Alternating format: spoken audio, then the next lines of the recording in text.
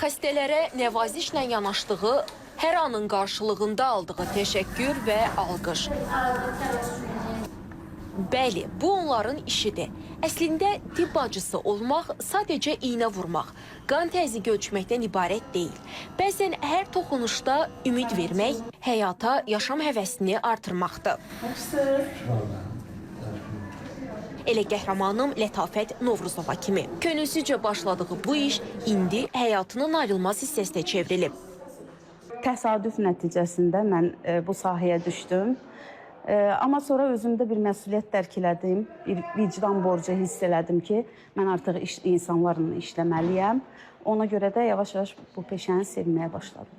Peşəsinin məsuliyyətini ən çox da vətən müharibəsində anlayan müsahibim deyir ki, hər yaralı əskər görəndə ilk düşündüyü onu həyata qaytarmaq olub.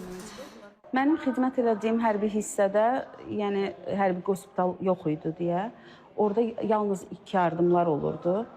Məsələn, mən əməliyyat görməmişəm orada. Əməliyyatxanalarda daha başqa bizim ixtisaslı tibb bacılarımız çalışırdı. Mən yalnız ilk yardımla məşğul olurdum. Yaralılar gəlirdi, biz yardım eləyirdik. İlk qanın dayandırılması, sarğılar, sistemi qoşmaq, təzyiq ölçmək, yaralıları göndərirdik Qapqaraqoyunlu hospitalına. Bizim komandir, o özü həmin vaxtı temperaturu yüksəlmişdi. Mən çox həyəcanla ona sistem qoşdum, yardım elədim, o yadımdadır.